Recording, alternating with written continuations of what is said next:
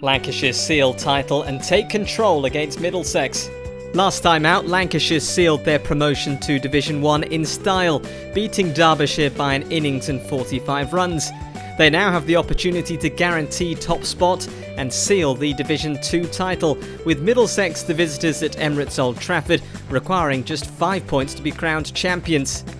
The away side travelled to Manchester off the back of a defeat to Durham in a low-scoring Lord's thriller, and the away side would see enough in the pitch and the overhead conditions to deem a toss unnecessary and put the hosts into bat. Keaton Jennings and Alex Davies would start the day in somewhat different conditions to those that saw Middlesex elect to field, and the pair took full advantage, putting on a 49-run partnership for the opening wicket. That came at the hands of Harris, Davies feathering one through to Simpson to depart for 16.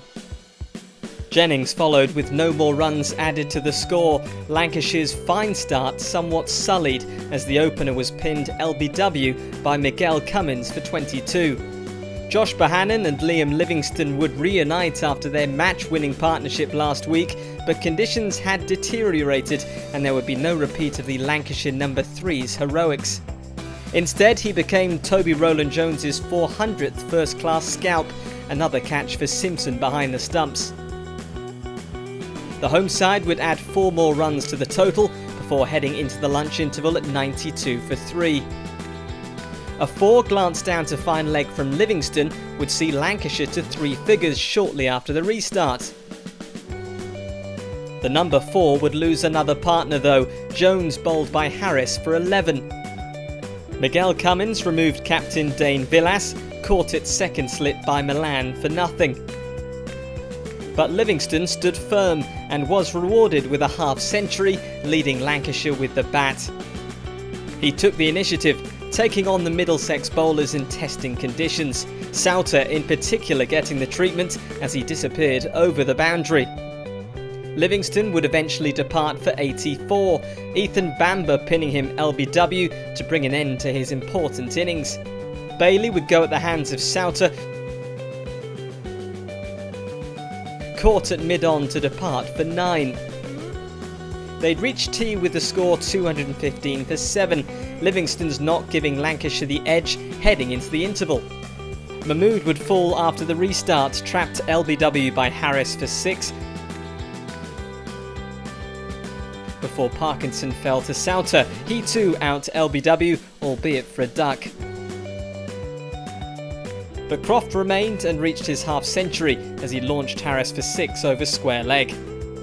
The home side were focused on their contest with Middlesex, but had one eye on events in Northants, where a relatively low total for the hosts could hand Lancashire the title.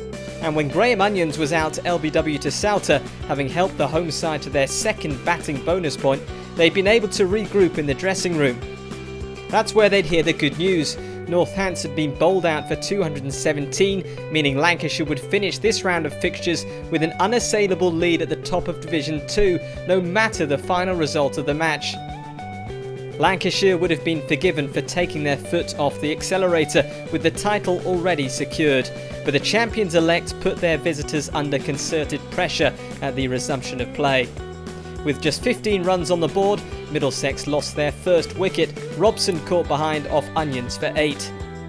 Tom Bailey struck in the next over, Nick Gubbins the next man to depart via Villas's glove. He'd have another 2 balls later, Malan this time caught behind for nothing.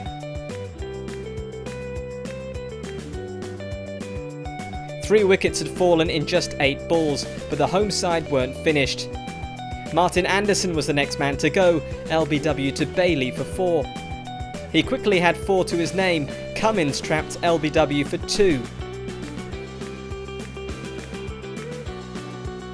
Bailey would reach his fifer in spectacular fashion, getting down quickly to take a return catch off his own bowling to see Holden depart for 5.